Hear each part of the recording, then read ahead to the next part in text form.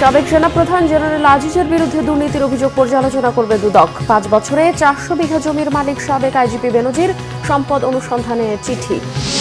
আওয়ামী লীগের তৈরি অসংখ্য আজিজ বেনজিরকে ধরতে হবে দাবি মির্জা ফখরুলের। অপরাধীদের শাস্তি পেতেই হবে, জিরো টলারেন্সের শেখ হাসিনা বলেছেন ওবায়দুল কাদের। শান্তি ও নিরাপত্তা প্রতিষ্ঠায় বিশ্বে নির্ভরযোগ্য নাম বাংলাদেশ, বলেছেন প্রধানমন্ত্রী। যুদ্ধবন্ধে বিশ্ব নেতাদের প্রতি আহ্বান। উপজেলা নির্বাচনে তৃতীয় ধাপেও জয়ী প্রায় সব আওয়ামী লীগের নেতাকর্মী। সুশৃঙ্খল নির্বাচনে ভোট পড়েছে 35%, জানালেন সিইসি। দেখছিলেন বিআরবি কেবল সংবাদ শিরোনাম, এবার বিস্তারিত। সাবেক সেনাপ্রধান জেনারেল আজিজ আহমেদের বিরুদ্ধে দুর্নীতির অভিযোগ পর্যালোচনা করবে দুর্নীতি দমন কমিশন। বুধবার সাংবাদিকদের প্রশ্নের জবাবে এমনটাই জানিয়েছেন সংস্থাটির চেয়ারম্যান মঈনুদ্দিন আব্দুল্লাহ। তিনি বলেন, আজিজ আহমেদের বিরুদ্ধে আনা অভিযোগ পর্যালোচনা করা হবে। দুদকের শিডিউলভুক্ত অপরাধ হলে এড়িয়ে যাওয়ার সুযোগ নেই। আইন অনুযায়ী পরবর্তী পদক্ষেপ নেওয়ার কথাও জানান তিনি। এর আগে সুপ্রিম কোর্টের আইনজীবী সালাউদ্দিন রিগান সাবেক এই সেনাপ্রধানের বিরুদ্ধে দুর্নীতির অভিযোগ অনুসন্ধানে দুদকের কাছে আবেদন করে। সেখানে বলা হয়, দুর্নীতির অভিযোগে জেনারেল আজিজের বিরুদ্ধে মার্কিন যুক্তরাষ্ট্রের নিষেধাজ্ঞা বাংলাদেশের ভাবমূর্তি ক্ষুণ্ণ করেছে, সেনাবাহিনীরও সুনাম ক্ষুণ্ণ হয়েছে। এ ব্যাপারে দুদকের নিষ্ক্রিয়তা দুঃখজনক বলেও মন্তব্য তার। দুদকের শিডিউলভুক্ত যদি কোনো অপরাধের অভিযোগ থাকে, সে দুদকে তো ওটা আমাদের নেওয়া ছাড়া তো বিকল্প কিছু নাই। আমরা দেখবো, অভিযোগটা পরীক্ষা করে দেখবো। আমি এখনো দেখি নাই। আমরা তো সব অভিযোগ দেখি, সব যত অভিযোগ আছে সব অভিযোগই আমরা পর্যালোচনা করা হয় এখানে। সেটাও করা হবে, শিডিউলভুক্ত হলে হবে। শত শত কোটি টাকার মালিক হলেও বর্তমানে 1 টাকাও খরচ করতে পারছেন না পুলিশের সাবেক আইজি বেনজির আহমেদ। দুর্নীতির অভিযোগে ওঠায় বেনজিরের পরিবারের বিদেশের সফর বন্ধেও দুদক পদক্ষেপ নিয়েছে। দুদকের তথ্য, মাত্র 5 বছরে 400 বিঘা জমির মালিক বেনজির ও তার স্ত্রী ও মেয়ে। প্রভাবশালী সাবেক এই আইজিপির আরও সম্পদের খোঁজে জেলায় জেলায় চিঠি পাঠিয়েছে দুদক। বিদেশে তার সম্পদের অনুসন্ধানে চিঠি দেওয়া হয়েছে বাংলাদেশ ফিনান্সিয়াল ইন্টেলিজেন্স ইউনিট BFIU-কে। সংস্থাটি বলেছে, নিয়ম মেনেই সম্পদ জব্দের প্রক্রিয়া চলমান রয়েছে। বিস্তারিত ফরুক বাবুর রিপোর্টে। রাজধানীর অভিজাত এলাকা গুলশানের র্যানকন আইকর টাওয়ার লেক ঘেঁষা ভবনটির 12 ও 13 তলায় স্ত্রী ও মেয়ের নামে 2200 স্কোয়ার ফুটের 4টি ফ্ল্যাট কিনেছেন পুলিশের সাবেক আইজিপি বেনজির আহমেদ। খাতা কলমে ফ্ল্যাটগুলোর মূল্য 20 কোটি টাকার বেশি হলেও প্রতিটি ফ্ল্যাটের দাম দেখানো হয়েছে 53 থেকে 56 লাখ টাকা। আশ্চর্যের বিষয়, প্রায় 100 কোটি টাকার এই সম্পদ একদিনই কিনেছেন বেনজির আহমেদ।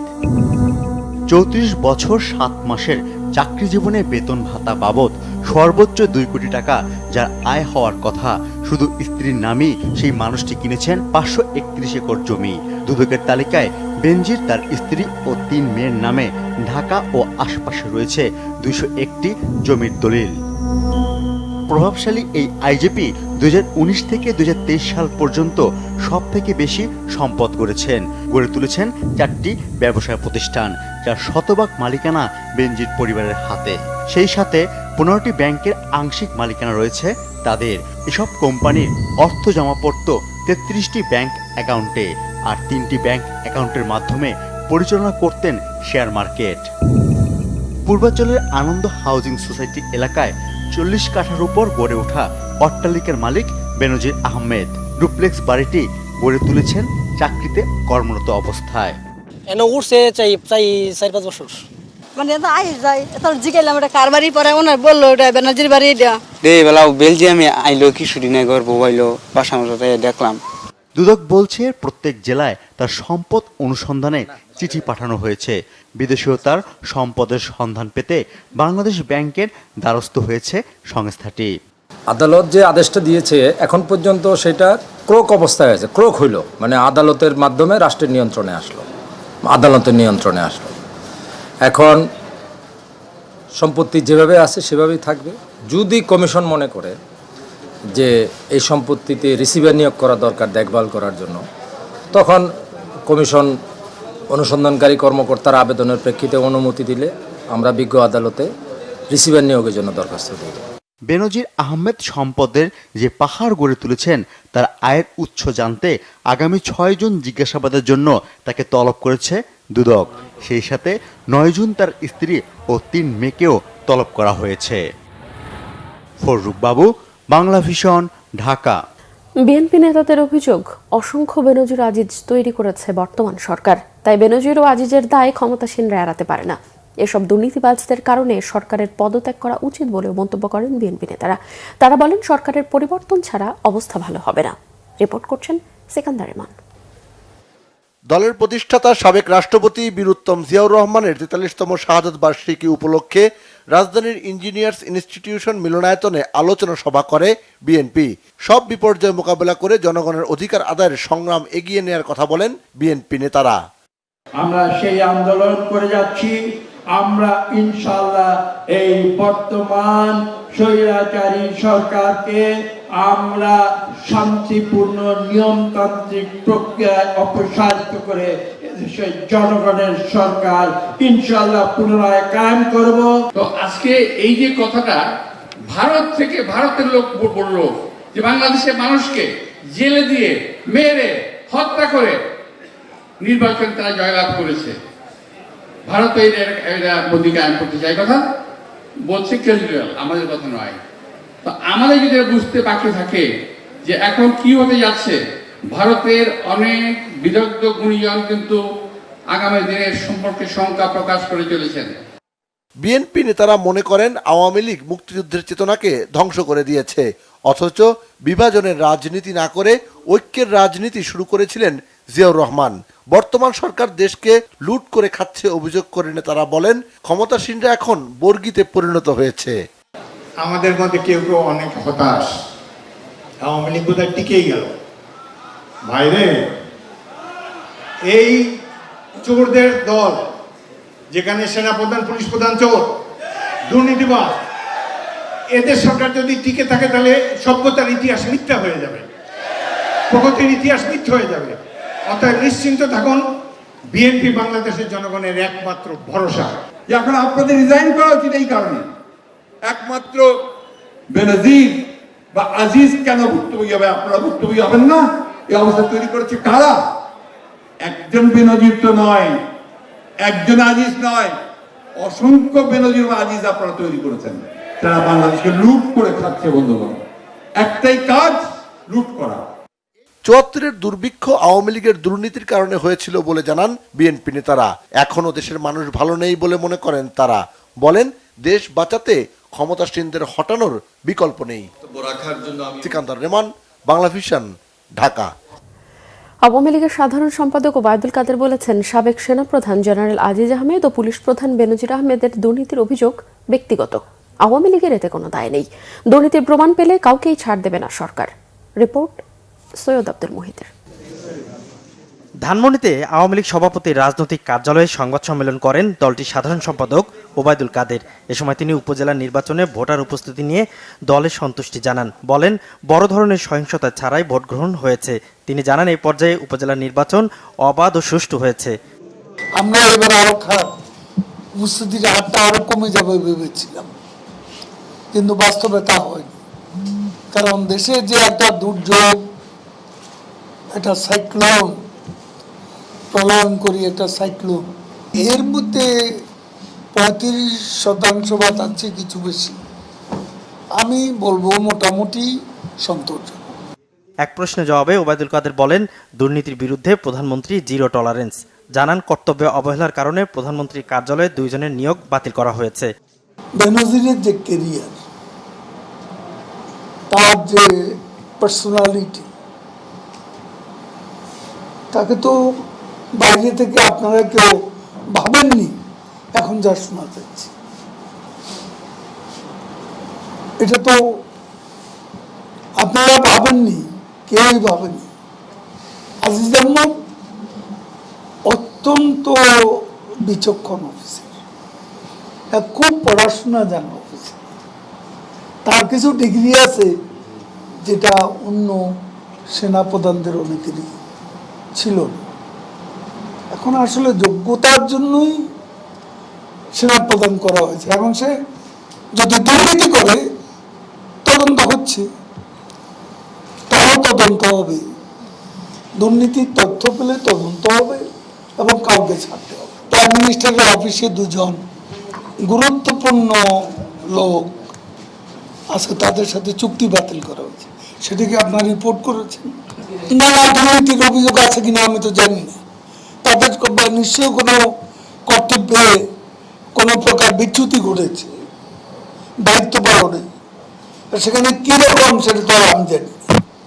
নির্বাচনের পর দুর্ভিক্ষ হবে বিএনপির এমন ধারণা কর্পূরের মতো উড়ে গেছে বলেও মন্তব্য করেন আওয়ামী লীগ সাধারণ সম্পাদক। দেশে একটা দুর্ভিক্ষ হবে। সৈয়দ আব্দুল মুহিত, বাংলা ভিশন, ঢাকা। প্রধানমন্ত্রীর বেসরকারি শিল্প ও বিনিয়োগ উপদেষ্টা সালমান এফ রহমান বলেছেন, অপরাধী যতই প্রভাবশালী হোক না কেন তারা সরকারের কোনো সহযোগিতা পাবে না, আইন তার নিজ গতিতেই চলবে। বুধবার কলকারখানা ও বাণিজ্যিক ভবনের কাজের সুষ্ঠু পরিবেশ নিশ্চিতকরণ ও বিনিয়োগ প্রতিবন্ধকতা নিয়ে জাতীয় কমিটির বৈঠক শেষে তিনি কথা বলেন।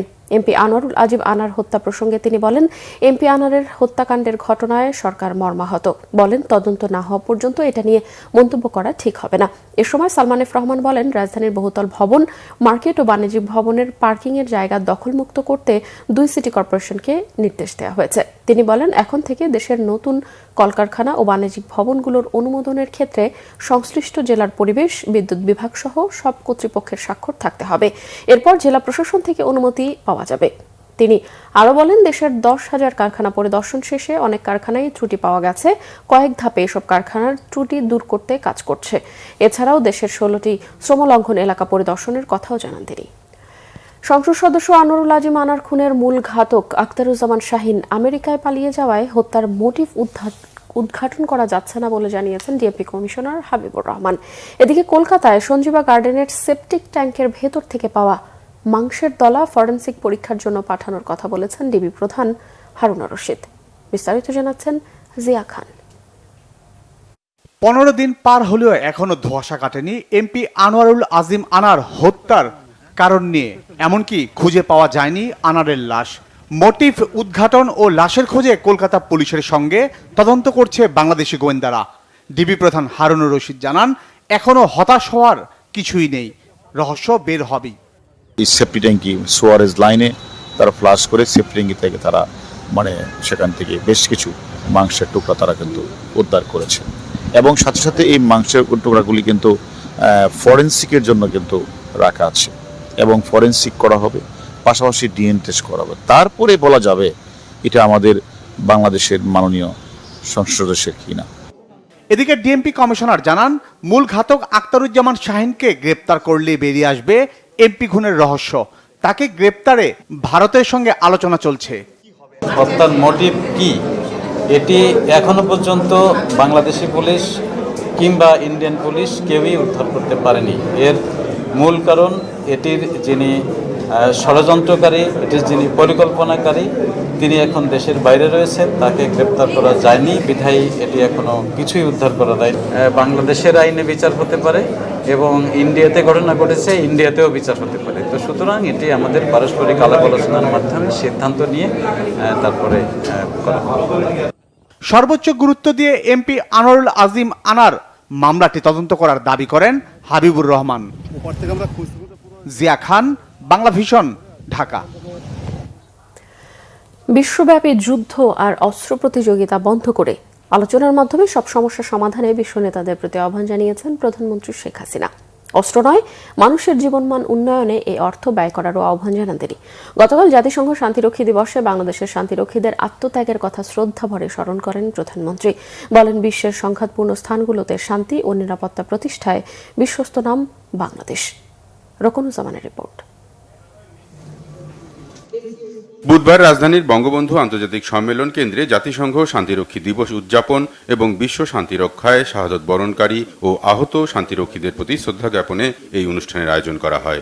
অনুষ্ঠানের শুরুতেই শহীদ শান্তিরক্ষীদের স্মরণের পাশাপাশি আহতদের সম্মাননা জানান প্রধানমন্ত্রী শেখ হাসিনা। অনুষ্ঠানে দেয়া বক্তব্যে বিশ্ব শান্তিরক্ষায় বাংলাদেশের শান্তিরক্ষীদের গৌরবোজ্জ্বল ভূমিকার কথা স্মরণ করেন প্রধানমন্ত্রী। দেশের জন্য সম্মান বয়ে আনা শান্তিরক্ষীদের ভূয়সী প্রশংসাও করেন তিনি। শান্তি ও নিরাপত্তা বজায় রাখা বৈশ্বিক প্রচেষ্টায় বাংলাদেশ আজ একটি দায়িত্বশীল ও নির্ভরযোগ্য নাম। আমরা সর্বজনে স্বীকৃত এবং বিশ্বের বুকে রোল মডেল। এই অর্জনের পিছনে রয়েছে আমাদের সশস্ত্র বাহিনী ও পুলিশ বাহিনী, টেকসই, পরিশ্রমী, নিবেদিত প্রাণ সদস্যদের মহান আত্মত্যাগ ও অমূল্য অবদান। আমরা জাতিসংঘ শান্তিরক্ষা কার্যক্রমে বাংলাদেশের অংশগ্রহণে 36 বছর উদযাপন করছি। বাংলাদেশ আজ বিশ্বের অন্যতম বৃহৎ শান্তিরক্ষী প্রেরণকারী দেশ এবং সক্রিয় অংশগ্রহণকারী হিসেবে অত্যন্ত সুনাম ও গৌরবের সাথে কাজ করে চলছে। যুদ্ধ আর অস্ত্র প্রতিযোগিতায় অর্থ ব্যয় না করে দারিদ্র্য আর ক্ষুধা দূর করায় মনোযোগী হতে আবারও বিশ্ব নেতাদের প্রতি আহ্বান জানান প্রধানমন্ত্রী। যারা অস্ত্র তৈরি এবং অস্ত্র প্রতিযোগিতায় এত অর্থ ব্যয় করছেন তাদের কাছে আমার আহ্বান, আমরা শান্তির কথা বলি কিন্তু সংঘাতে লিপ্ত হই কেন? এই যে অর্থ ব্যয় হচ্ছে, এই অর্থ যদি এই যে ক্ষুধার্ত মানুষের আহারের ব্যবস্থা, শিক্ষার ব্যবস্থা, চিকিৎসার ব্যবস্থা করা হতো, তাহলে এই পৃথিবীতে শান্তি প্রতিষ্ঠিত হতো, মানুষের জীবন মান উন্নত হতো, মানুষ সুন্দরভাবে বাঁচতে পারত। কিন্তু এই সংঘাত প্রতিনিয়ত মানুষকে আরও কষ্টের দিকে ঠেলে দিচ্ছে। কাজে আমি সবসময় যেখানে যাই এই একটা আহ্বানই জানাই, সংঘাত না, যদি কোনো সমস্যা থাকে আলোচনার মাধ্যমে সমাধান করা। পরে দক্ষিণ সুদান সহ বিভিন্ন দেশে শান্তি মিশনে থাকা শান্তিরক্ষীদের সাথে ভার্চুয়ালি যুক্ত হয়ে তাদের সাথে কথা বলেন প্রধানমন্ত্রী। রকুনুজ্জামান, বাংলা ভিশন, ঢাকা।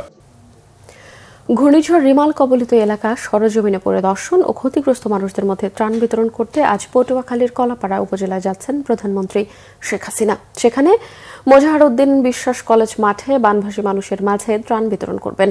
প্রধানমন্ত্রীর সফরকে কেন্দ্র করে সার্বিক প্রস্তুতির পাশাপাশি কঠোর নিরাপত্তা জোরদার করা হয়েছে কলাপাড়ায়। জেলার 3,27,000 মানুষ ক্ষতিগ্রস্ত হয়েছে, 2,000-এরও বেশি বাড়িঘর পুরোপুরি বা আংশিকভাবে ক্ষতিগ্রস্ত হয়েছে।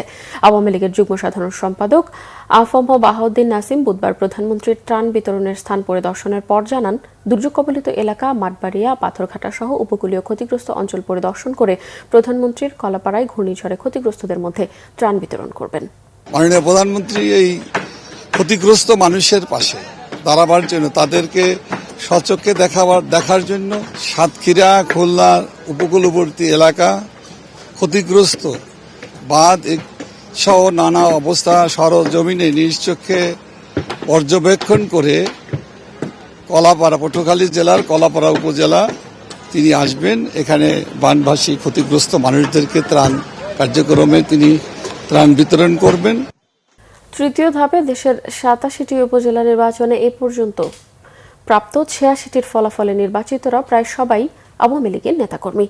রংপুরের গঙ্গাচড়া উপজেলার চেয়ারম্যান পদে আওয়ামী লীগ প্রার্থী রুহুল আমিন ও সদরে স্বতন্ত্র প্রার্থী ইকবাল হোসেন বেসরকারিভাবে বিজয়ী হয়েছেন। সাতক্ষীরার সদর ও কলারোয়ায় মশিউর রহমান বাবু ও আমিনুল ইসলাম লালটু বেসরকারিভাবে চেয়ারম্যান নির্বাচিত হয়েছে। খাগড়াছড়ির মহালছড়িতে JSS-MN সমর্থিত বিমল কান্তি চাকমা ও লক্ষ্মীছড়িতে UPDF প্রসিদ্ধ সমর্থিত সুপারজ্যোতি চাকমা নির্বাচিত হয়েছেন। টাঙ্গাইলের দেলদুয়ারে মাহমুদুল হাসান মারুফ বিজয়ী হয়েছেন। ফেনী সদরে গুশেনশীল, সোনাগাজীতে জহিরুদ্দিন লিপটন ও দাগনভূঞা উপজেলায় দিদারুল কবির রতন পুনরায় চেয়ারম্যান পদে বেসরকারিভাবে নির্বাচিত হয়েছে। লালমনিরহাট সদরে কামরুজ্জামান সুজন নির্বাচিত হয়েছেন।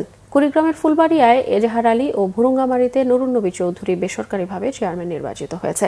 হবিগঞ্জের শায়েস্তাগঞ্জে আব্দুর রশিদ তালুকদার ও লাখাই উপজেলায় মুশফিউল আলম আজাদ নির্বাচিত হয়েছেন। রাঙামাটির লংগদুতে বাবুল দাস ও ননিয়ারচরে অমর জীবন চাকমা বেসরকারিভাবে নির্বাচিত হয়েছেন। নীলফামারী সদর উপজেলায় আবুজার রহমান নির্বাচিত হয়েছেন। বগুড়া সদরে হয়েছেন শুভাশিস পোদ্দার লিটন এবং মৌলভীবাজারে শ্রীমঙ্গল উপজেলার ভানুলাল রায় বেসরকারিভাবে নির্বাচিত হয়েছেন। নোয়াখালী সদরে চেয়ারম্যান নির্বাচিত হয়েছেন শামসুদ্দিন জিহান, বেগমগঞ্জের শাহেদ শাহরিয়ার এবং কোম্পানিগঞ্জে গোলাম শরীফ চৌধুরী বিপুল। এদিকে প্রধান নির্বাচন কমিশনার কাজী হাবিবুল আওয়াল জানিয়েছেন, তৃতীয় ধাপের উপজেলা নির্বাচনে ভোট পড়েছে 35% মতো। গতকাল নির্বাচন কমিশনের সাংবাদিকদের ব্রিফিংয়ে তিনি বলেন, তৃতীয় ধাপের উপজেলা নির্বাচনে অবাধ, নিরপেক্ষ ও সুশৃঙ্খলভাবে ভোট হয়েছে। সিইসি জানান, ভোটের নিয়মে 30 জনকে আটক করা হয়েছে। ভোটে অনিয়মের কারণে এবং অসুস্থতার কারণে একজন মারা গেছেন।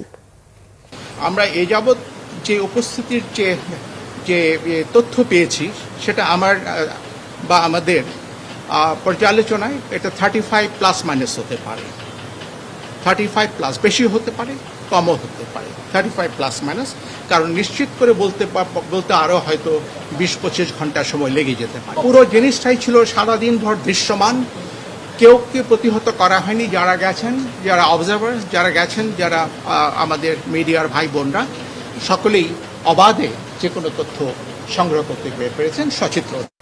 বিচারিক আদালতে মামলার জট কমাতে স্থানীয় সরকার পর্যায়ে পৌর এলাকার জন্য 2004 সালের বিরোধ মীমাংসা বোর্ড আইন সংশোধন জরুরি বলে সুপারিশ করেছে এসজিডি বাস্তবায়নের নাগরিক প্ল্যাটফর্ম। গতকাল রাজধানীর ব্র্যাক ইন সেন্টারে আয়োজিত এক সেমিনারে সিপিডি সম্মানীয় ফেলো ডক্টর দেবপ্রিয় ভট্টাচার্য কিছু সুপারিশ তুলে ধরেন।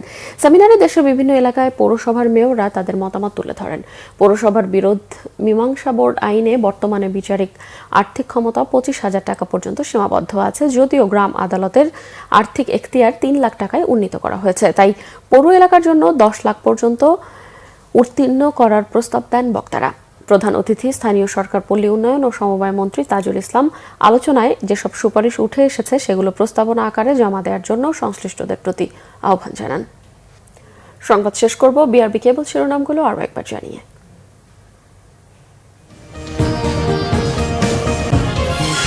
সাবেক সেনাপ্রধান জেনারেল আজিজের বিরুদ্ধে দুর্নীতির অভিযোগ পর্যালোচনা করবে দুদক। 5 বছরে 400 বিঘা জমির মালিক সাবেক আইজিপি বেনজির, সম্পদ অনুসন্ধানের চিঠি। আওয়ামী লীগের তৈরি অসংখ্য আজিজ বেনজিরকে ধরতে হবে, দাবি মির্জা ফখরুলের। অপরাধীদের শাস্তি পেতেই হবে, জিরো টলারেন্সের শেখ হাসিনা বলেছেন ওবায়দুল কাদের। শান্তি ও নিরাপত্তা প্রতিষ্ঠায় বিশ্বে নির্ভরযোগ্য নাম বাংলাদেশ, বলেছেন প্রধানমন্ত্রী। যুদ্ধ বন্ধে বিশ্ব নেতাদের প্রতি আহ্বান। উপজেলা নির্বাচনে তৃতীয় ধাপেও জয়ী প্রায় সবাই আওয়ামী লীগেরই নেতাকর্মী। সুশৃঙ্খল নির্বাচনে ভোট পড়েছে 35%, জানালেন সিইসি। এই ছিল এখনকার মতো। পরের সংবাদ সকাল 10টায়, এর আগে সকাল 9টায় রয়েছে নিউজ টপ 10 দেখার আমন্ত্রণ রইল। এছাড়াও বাংলা ভিশন সংবাদ ও সংবাদ সংশ্লিষ্ট অনুষ্ঠান দেখতে ভিজিট করুন www.bvnews24.com ও facebook.com/banglavisionnews এবং সাবস্ক্রাইব করুন youtube.com/banglavisionnews। এতক্ষণ সঙ্গে থাকায় ধন্যবাদ সবাইকে।